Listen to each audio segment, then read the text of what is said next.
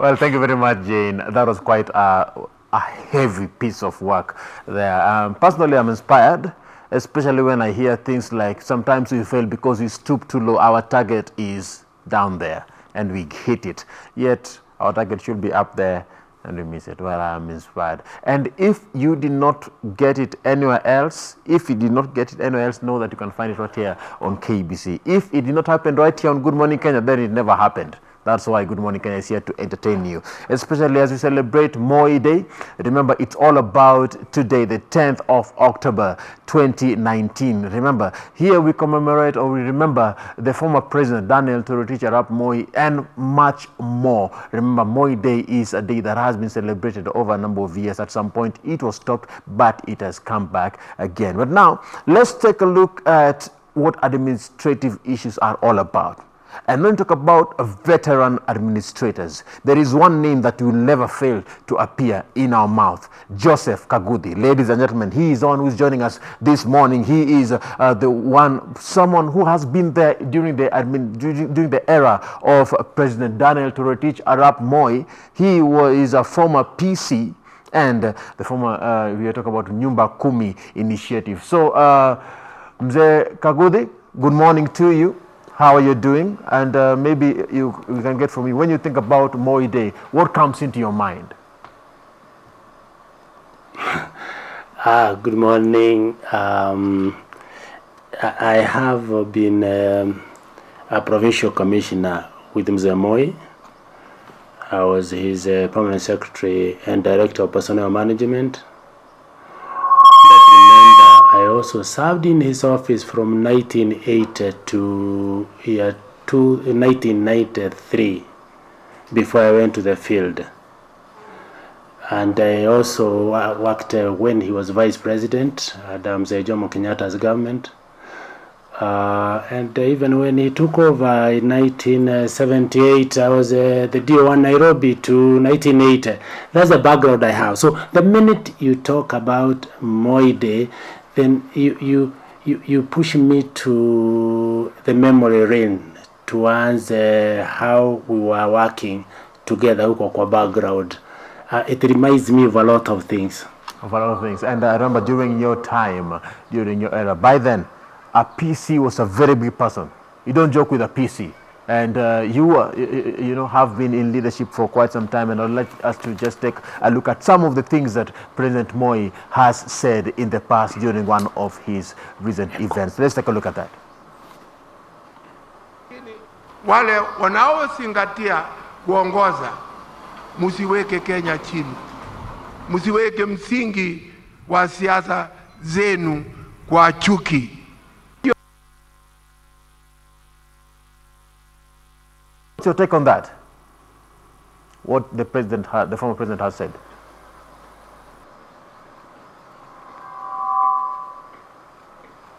Hello, Bwana Joseph Kaguthi, if you can hear me, what's your take on what the former president has said, the clip that we've just played right here?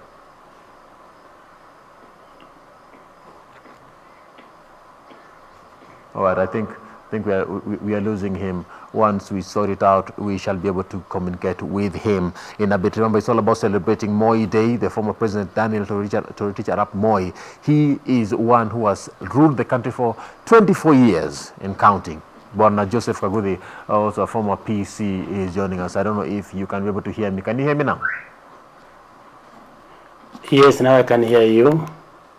All right. I was asking, what is your take on what the former president has said? We have just played a clip there. I don't know if you've managed to see it, but just in case you were not able to capture that clip, let's play it one more time. What the former president had said, President Moi.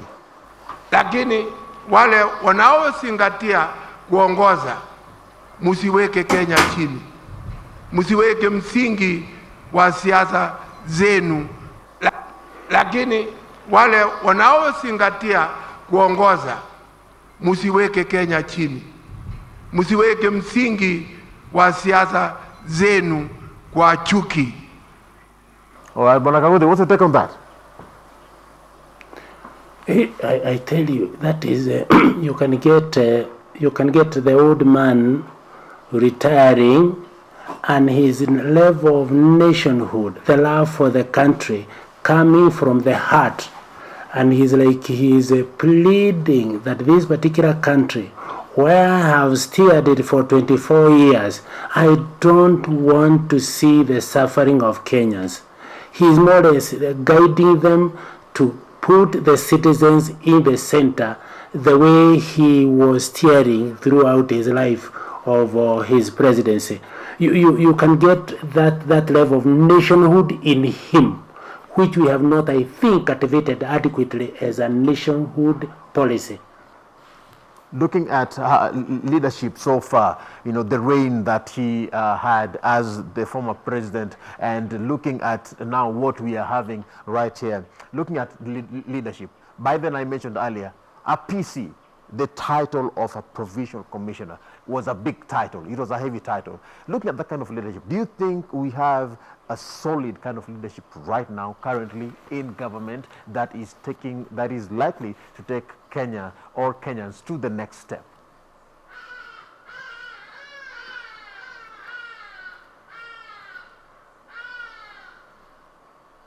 All right, I don't know if you, I think we are losing him. Bwana Kaguthi, can you hear me? Yes, I can hear you again. All right, thank you. I'm asking. Yeah. Comparing the reign of the former president Daniel Arap Moi and the current state of the nation, regardless of the era, I'm talking about from that time till now, do you think that we are leaving a right legacy? Comparing the kind of leadership that we had, I mentioned earlier that the PC was a very powerful title, and the one that you held by then, it used to be a very powerful title. Now we have devolution. Devolution is the one that has taken center stage. You have county governments. Do you think we have the perfect leadership, like the one that President Moi was trying to talk about there, that will take the country to the next level? Thank you, Ram.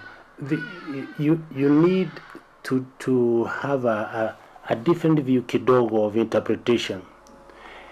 Every administrative act will need to be interpreted or be viewed against the environment which was obtaining at the time of that activity.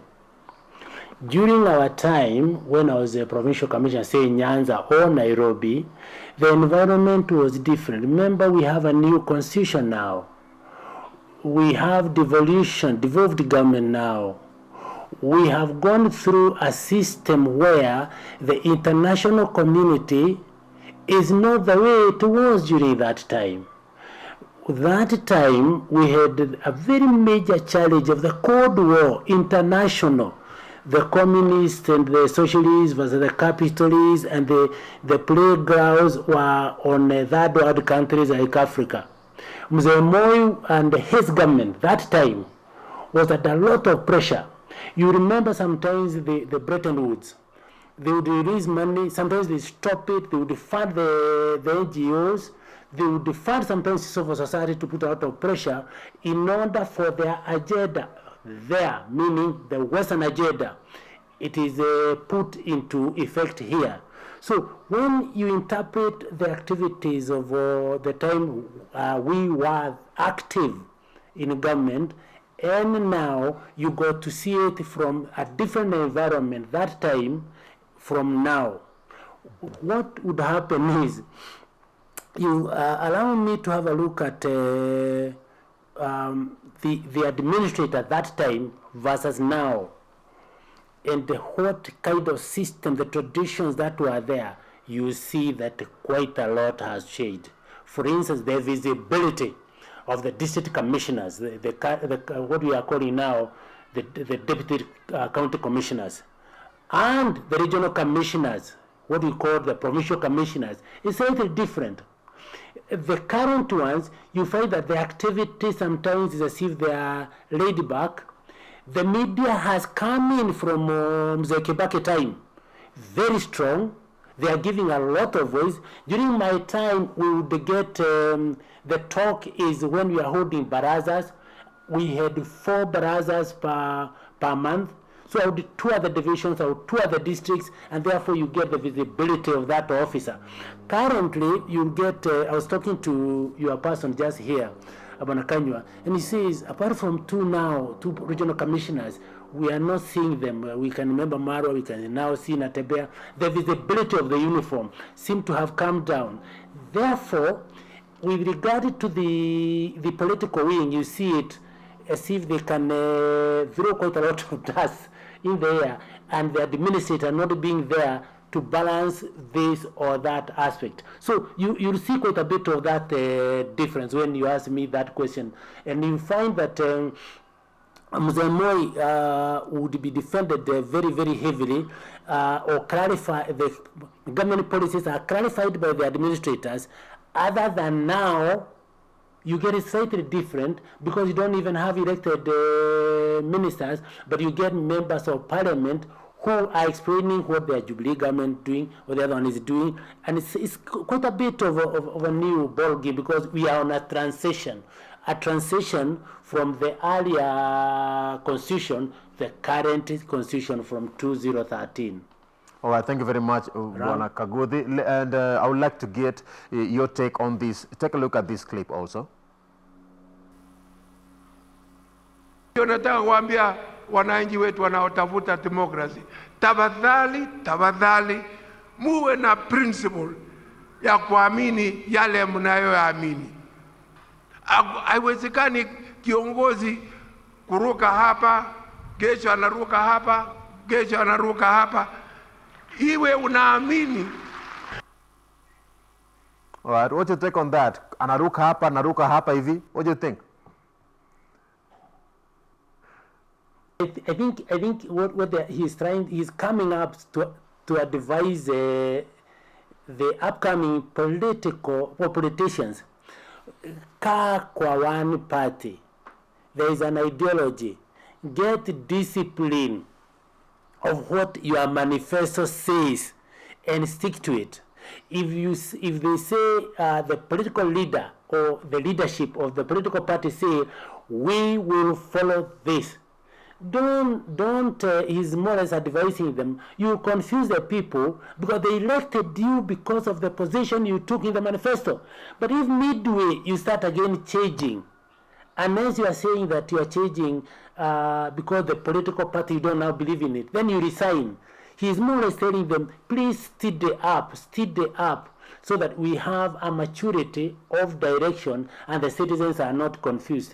And at one time, I think in another clip, he was saying, ni nini mnafanya? Mara huko, mara huko, party hii, wakati mwingine is a party without a head. Without ni kama chicken ambao haina head. You can get the angle he is taking. Yes. And remember, from the time he left his political party KADU 1964 and he joined KANU, he never left KANU. Even now he is still in KANU. They change this. That's you can get the background of what Mzee is guiding the political wing and his successors in the politics of the country. I can read.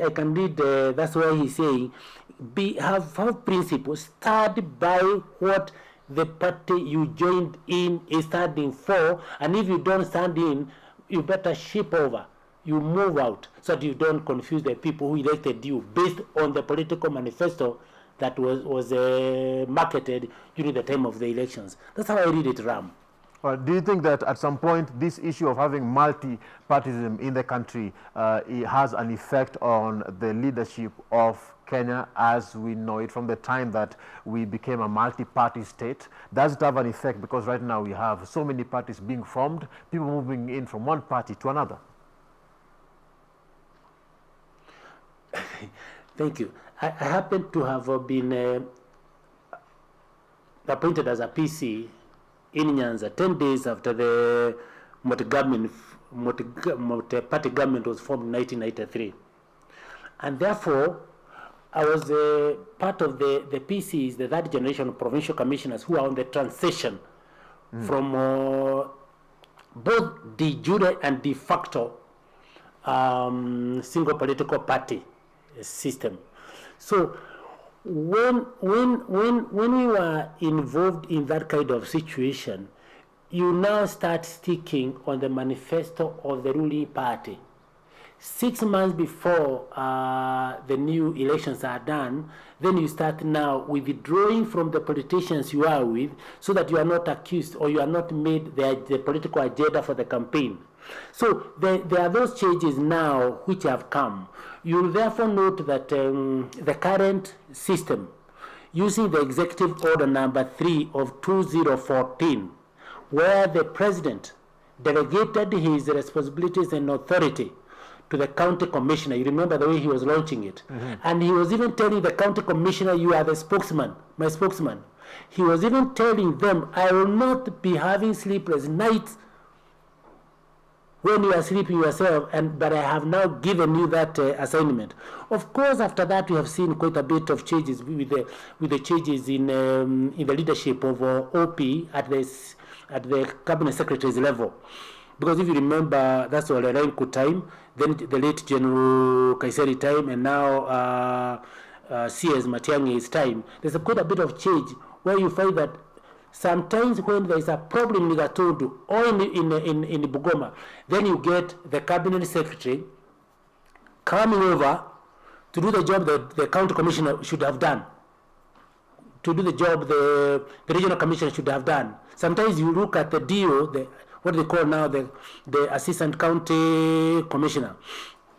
When the minister is there, what does all that chain of group do?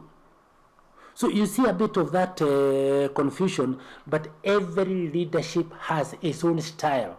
And those officers are expected to go by the style, the leadership system of the boss at that headquarters, so that there is no conflict. But from my head, when I look at it from where I'm coming from, then you can see me a bit of seeing a little of that confusion.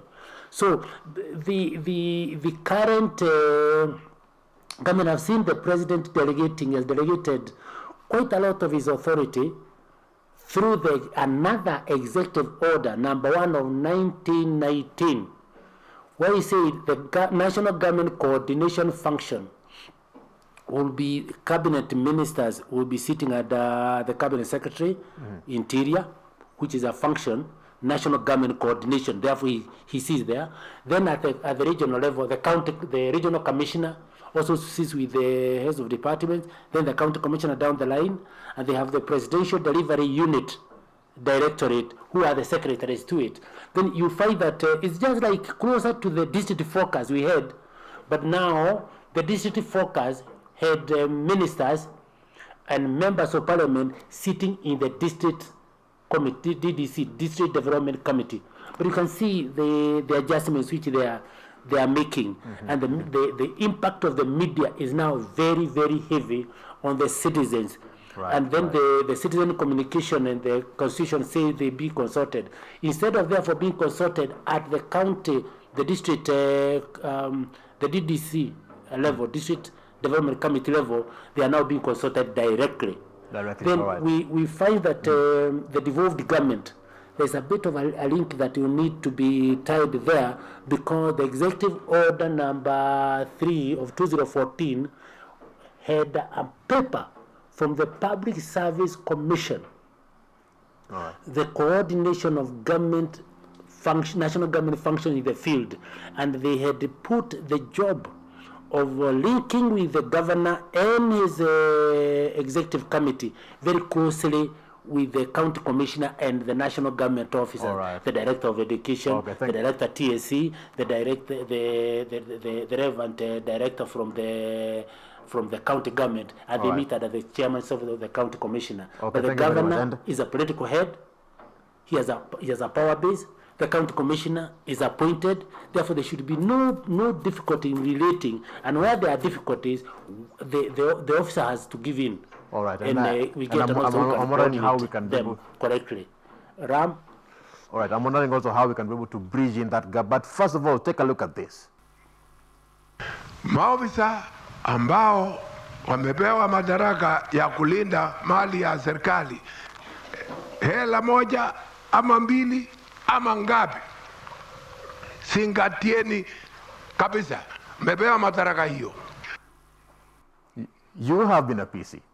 What's your take on that? You know, I come to the way it was when I compare my time and now. The president delegated a lot of supervision of government resources to the district commissioner.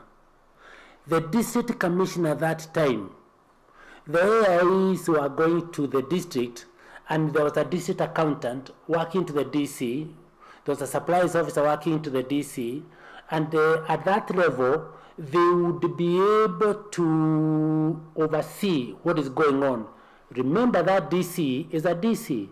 If he doesn't superintend over that district well, his time is limited in that particular district. And when he's talking about that and I see the background of corruption, that time we were managing by the value for money. This time we are managing by process. You'll get a ballpoint like this one. I have witnessed a ballpoint like this one going to 150 shillings, even if it was 9 shillings. Why? Because did you ask for 3 quotations before you bought that pen? That quotation, if one is 160, the other one is 70, 150, then the 150 takes it over. So that, and you will find that thing called abuse of office. In event, the training that I used to do, remember I was in OP, more or less A branch, training function of chiefs and DOs and all the way to DCs, the heading up with the PCs. We used to tell them, take decision. If there's a problem, you sue the Attorney General. Mm-hmm. Currently, if there's a problem, you are the one with a corporal coming to write a statement from you. So you get the officers, process is very slow, and the channel, the systems are very long. The supplies is very long, so that you are covering yourself because you are having quite a bit of fear. Then, the elephant in the room, I sympathize with the government officers. You are being called to go accounting to the parliament. I've seen our ministers, they never used it to go to answer questions on accounting matters. It's we, the accounting officers, our peers, accounting officer who goes. And I was appointed by the Secretary of Exchequer and given money by Parliament. So I was answering to the Public Accounts Committee and the Public Investments Committee. So it's me with the system of the bureaucracy. We say why we did this, why we did this. This time there is that Parliament. You see there is a Kenya Anti-Corruption, there is the CID, name it. So the process, what they do is they cover themselves with the minutes. I consulted this. You remember the central bank governor? Yeah. Who was advised by one of the consultants. He refused. I said, I'm not going to follow this. What did I see? He was taken to court. Why didn't you not follow the advice of them? I'm a professor in the same area. I did not accept that advice. So I'm saying he is right. But that time, I would take a decision and tell the officers the worst officer of government is the one who does not take decision. He's a liability. And if you hear a government officer being said, this is a good officer mzuri, hana maneno, that also is a liability. So when it comes to world of the government, let those officers still continue coming to it. Currently, there's a bit of maneno because you'll note that the permanent secretary is the accounting officer, but the authorized officer is the cabinet secretary. In charge of that is the human beings, is the cabinet secretary. Unauliza, does he now have the files for all those? But because political wing took a position, they want to take the staff under them and leave the money with the accounting of with the peers, then you go by it. Remember, the cabinet secretary is the political and the policy and the political head of the ministry. So there was a bit of a difference on the actions, and where the minister wanted something to be done where the accounting officer or the authorized officer felt it is not the right thing, the regulations, with something called the Code of Regulations. All right, thank you We very also much. have the financial orders.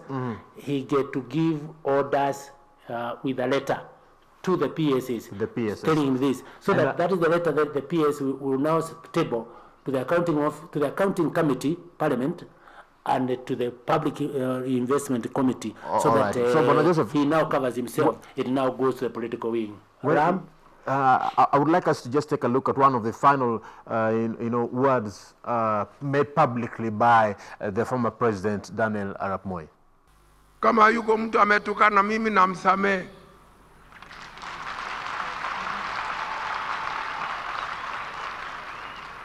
Na kama yuko mtu ambaye nimesema chochote ambaye kimeumiza roho yake, unisamehe.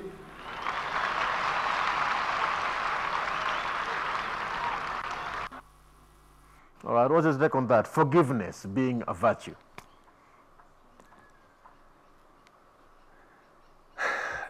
That's a very interesting one.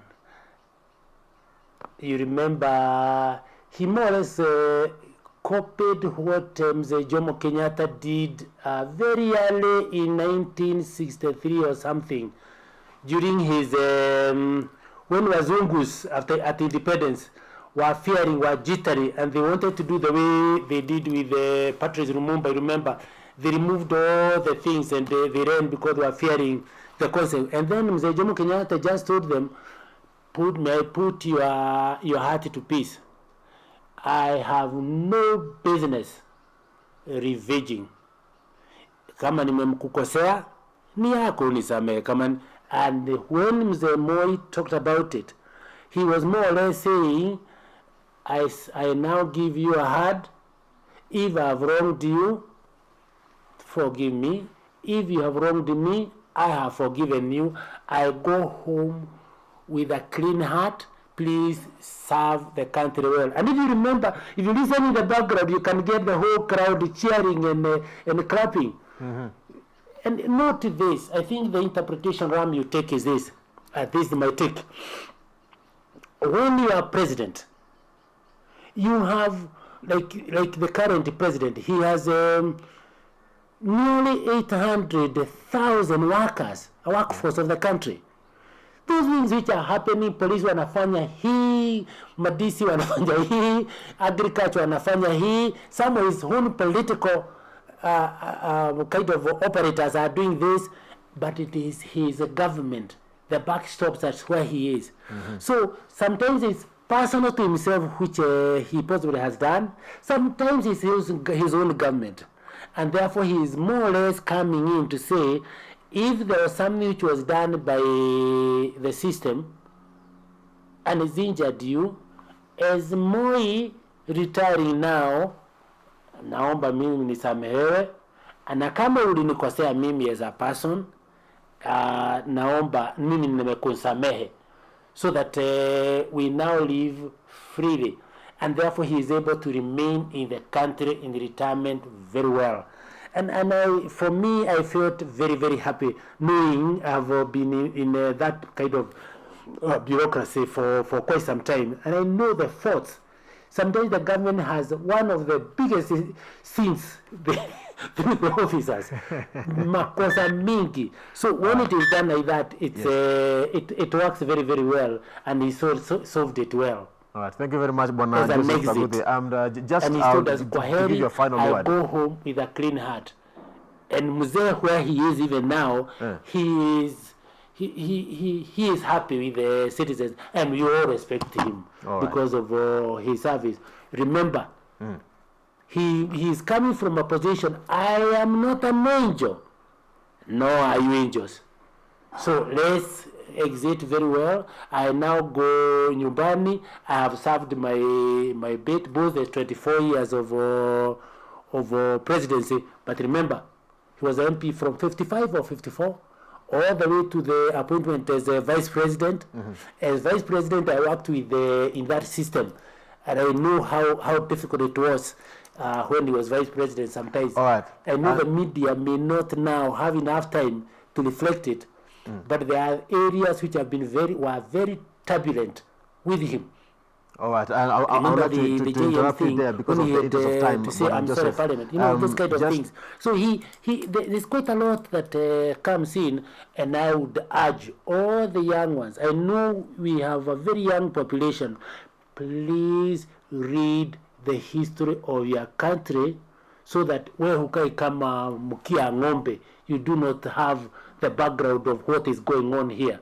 I urge you who are very young, in your 20s, 30s, 40s, even 50s, Yes. please go back and check what was going on so that you are able to interpret. But the incidences of that time, interpret them correctly as in situ that time, because of the circumstances the country was going through and the leadership was going through, and they had to take decisions which for now they can look very odd, but they were the right decisions that particular time. Interpret them that the way they were in that kind of environment. You remember the Cold War, you remember the Bretton Woods, you remember the regions. I would like us for instance, just give a final word. Very sharp dictatorships from the region and so forth. All right. I would like us to just I would like you to give your final word. Speak to Kenyans there with regards to Moi Day celebrations. We have it now today. Just briefly, within 1 minute, speak to Kenyans.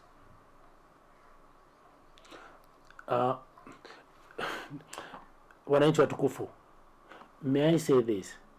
When I look back, the Moi Day, the way, if you read the first speech he gave when accepting the day as Moi Day, he said, I want this day not to be celebrated with the pomp and other big things, but for us to reflect on the welfare of one another, the welfare of the country. He was more or less saying, may I see us being so human to one another. That's the kind of advice he was giving. That time, when it was started, you remember we were going through, we were very low pressure belt. Ethiopia was in turbulence. Sudan was in turbulence. Somalia was in turbulence. Uganda was in turbulence, so that at that time everybody was coming in and the firearms were, so he was more or less saying, let's reflect on ourselves so that we be together, because we have enjoyed a lot of God's blessings, so that once in a year we reflect the welfare of one another. That's the way the Moi Day he wanted to see. But it didn't, because we in the civil service, including the military, they brought the pomp and so forth, including the trooping of the color, so that, and if you remember, immediately after the function, he would go for generosity somewhere. That's the way I reflect it. So nationhood building policy in this country is very low. I do not think Mzee would be happy on it. Nationhood building, no. As a nation, I don't think nationhood is good. And number two, duties and responsibilities of citizens have not as yet been clearly defined. And I just hope those who are thinking BBI, nini, that should be where they should really point a finger at and put the damp on until we become a nation. Ram? All right, thank you very much. That is Mzee Joseph Kaguthi. Thank you very much, and happy Moi Day to you. All right, that is happy Moi Day to every Kenyan, and right. Please reflect on the welfare of everybody. Thank you. Thank you very much. That is and Joseph KBC, shukran kwa kunipa this opportunity. All right, a former veteran administrator giving us his take with regards to the Moi Day celebration. Here we are talking about Moi Day. The former president, that is President Daniel Toroitich arap Moi, is a professor of politics. So many people have been going to visit him when it comes to political advice. Remember, this is Moi Day. And here on KBC, we wish you a happy Moi Day. So Jane, it's all about keeping it Moi, keeping it all about Kenya and Kenyans as we know it. Over to you.